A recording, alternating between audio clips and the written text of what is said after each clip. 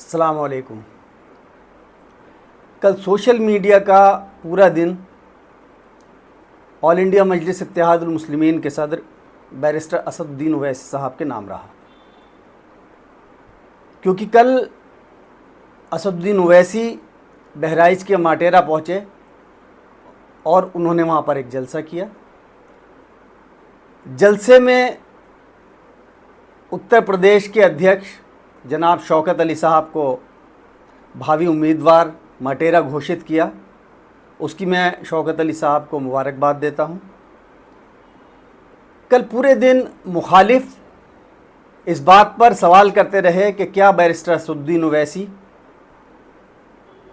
Uttar Pradesh BJP की जीत निश्चित करने गए हैं।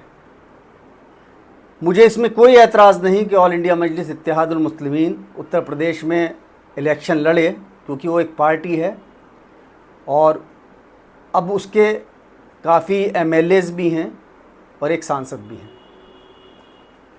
इलेक्शन लड़ने में कोई परेशानी किसी को भी नहीं होनी चाहिए।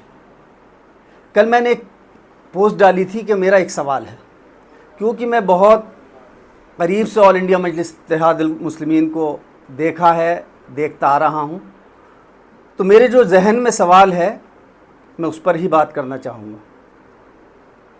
कोई मुखालफत नहीं, कोई क्वेश्चन मार्क नहीं, लेकिन अगर सवाल है तो उसे करना चाहिए।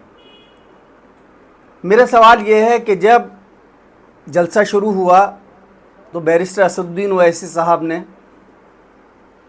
कहा कि जो बीजेपी को हराना चाहता है ऑल इंडिया मजलिस इत्तेहादुल मुस्लिमीन उसके साथ है, उसके साथ खड़े होकर बीजेपी को हरा सकती है। और इज़्ज़त के साथ साझेदारी की बात करेंगे तो हम बेशक उन लोगों के साथ इलेक्शन लड़ेंगे। यानी वो चाहते हैं कि गठबंधन हो।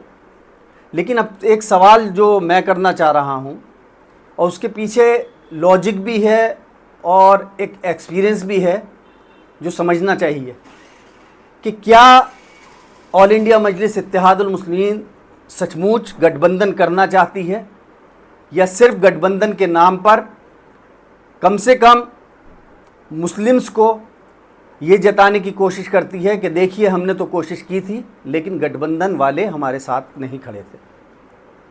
उसके पीछे की वजह मैं सिर्फ इतनी समझ रहा हूँ कि जो चुनाव का आगाज़ ऑल इंडिया मजलिस इत्तेहादुल मुस्लिमीन के सदर बैरिस्टर असदुद्दीन ओवैसी साहब ने बहराइच से किया है, क्या वो उन्हें कुंदरकी से नहीं करना चाहिए था?